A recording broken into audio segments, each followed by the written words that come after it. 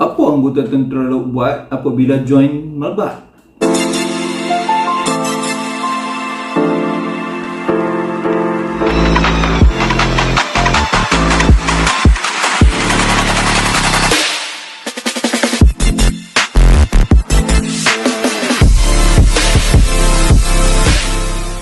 Assalamualaikum dan selamat sejahtera. Aku Fakin Tokai. Welcome to my channel. Kita sembang santai cerita tentang tentera. Korang semua apa khabar? Aku harap korang berada dalam keadaan baik. Kepada yang kali pertama sampai ke channel aku ni, aku ucapkan selamat datang. Untuk makluman korang, aku seorang pesara tentera, jadi aku kongsikan cerita-cerita tentang tentera.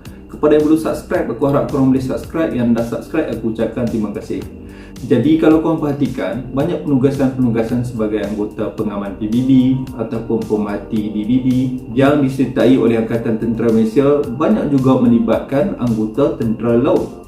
Ramai orang yang tertanya-tanya, apa tugas yang tentera laut boleh buat apabila join sebagai pengaman ataupun pemerhati PBB. Untuk menjawab persoalan ni, aku akan kongsikan pengalaman aku ketika bertugas bersama Malbat di Lubnan. Jadi jawapan aku ni berdasarkan pengalaman aku bertugas dalam Malbat lah.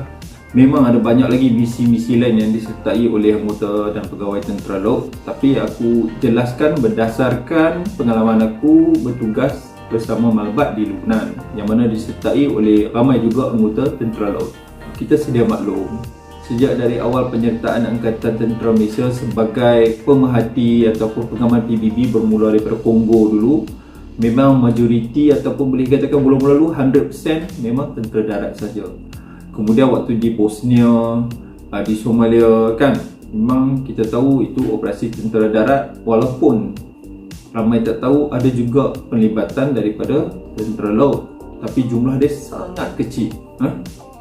Sebenarnya pelibatan tentera laut ni sudah agak lama, cuma kebelakangan ni lebih menonjol apabila negara kita terlibat dalam misi yang melibatkan keanggotaan yang lebih besar, macam di Malbat, dulu kita dekat Afghanistan. Jadi bila anggota yang lebih besar, banyak kepakaran-kepakaran yang diperlukan. Di dalam kepakaran-kepakaran yang ada dalam satu komposisi tu, macam di Lubnan kan, batalion, satu batalion ada 850 orang. Sebab tu nama dia Malbat 850. Jadi dalam 850 orang ni, dia bagilah mengikut elemen-elemen. Dan antara elemen-elemen ni memang ada kepakaran yang turut terdapat dalam tentera laut dan juga tentera udara. Jadi selari dengan penubuhan markas Angkatan Bersama. Angkatan Bersama ni adalah sebuah markas di bawah Angkatan Tentera Malaysia yang menjalankan operasi 3 perkhidmatan. Dia gabung darat, laut, udara. Jadi maka Angkatan Bersama ni telah menyusun mana-mana elemen yang boleh disertai oleh tentera laut dan tentera udara, maka dia akan bagi kuota kepada tentera laut dan tentera udara. Elemen-elemen apa yang boleh disertai oleh tentera laut dan tentera udara ni? Sebenarnya banyak juga. Sebab kalau kita dalam tentera ni, kita tahu tentera ni bukan sekadar nak bawa senjata pergi perang saja kan. Banyak lagi elemen-elemen bantuan yang diperlukan supaya sesuatu misi tu ataupun batalion, unit tu boleh berjalan. Jadi bila kita bawa 850 orang ke Lubnan tu, kita ada banyak camp kat sana, 2-3 camp yang besar juga. Jadi selain daripada anggota-anggota yang buat operasi rondaan, ada juga anggota komunikasi. Jadi anggota komunikasi ni bolehlah ambil kepakaran komunikasi daripada tentera laut. Dekat courthouse ataupun galley tempat masak tu, tentera laut memang dikenali sebagai pandai memasak. Jadi bolehlah bawa anggota tentera laut. Tadi aku ada cakap pasal operasi rondaan. Tentera laut dan tentera udara pun terlibat. Macam masa aku pergi tu, kita ambil anggota PAP. Dia diserahkan dalam elemen-elemen yang membuat rondaan ni lah. Jadi dia terlibat operasi macam anggota rifle lah, macam join askar Melayu ke, ranger ke, yang pergi tu. Dia jadi infanteri lah kita kata. Lagi apa lagi? Pascal. Pascal kita tahulah, dia join dengan komando, boleh buat ERT, EMR, boleh escort komander ataupun timbalan komander, buat tinjauan. Dia buatlah tugas-tugas yang ada bersamaan dengan komando. Anggota Protela, dia join dengan MP. Macam camp kita pun ada MP, jadi Protela duduk bawah MP. Anggota Kerani pun ada duduk bawah admin. Sebab bila unit askar, kerja-kerja persuratan semua kena berjalan, orang naik pangkat semua kita kena proses kan. Itu pun perlu. Anggota bekalan pun ada. Anggota bekalan nak demand makanan, duduk sana kena makan. Makanan kena demand daripada HQ PBB tu, daripada Nakura. Kenalah buat demand, kira stok, spare part dan sebagainya pun. Ini semua perlukan anggota bekalan. Jadi anggota daripada Navy yang bekalan pun ada untuk tujuan ni.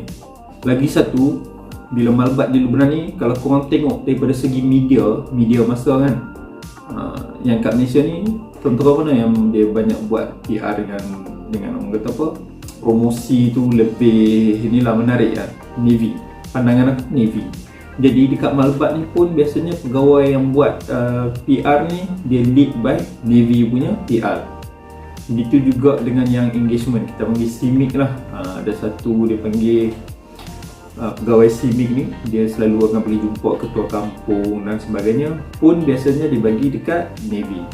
Jadi inilah antara kepakaran yang anggota tentera laut sumbangkan ketika bertugas di bawah malbat.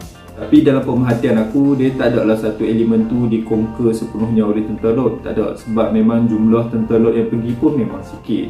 Jadi kita membantulah. Di samping tu, tentera laut belajarlah tentang operasi-operasi yang dilaksanakan oleh tentera darat. Masa aku pergi dulu, aku jadi pegawai latih. Jadi pegawai latih ni aku aturkan jadual latihan dalaman dan latihan luaran lah. Latihan luaran ni bila kita kena berlatih dengan tentera negara asing. Latihan dalaman untuk kita training kita sendirilah. Yang paling penting latihan mengikut STIR lah. STIR ni macam SOP dia. Dia panggil Standard Tactical Incident Reaction, STIR. STIR dia bagi tahu apa yang anda perlu buat bila berlaku sesuatu insiden kecemasan lah, roket lah, orang bergaduh lah, diserang penduduk tempatan dan sebagainya. Maknanya dia ada SOP lah dalam tu. SOP ni yang selalu kita kena berlatih lah. Jadi aku selalulah aturkan latihan, elemen ni buat latihan, tunjuk apa yang korang kena buat bila kejadian berlaku. Di samping tu, pemantau daripada HQ pun akan datang.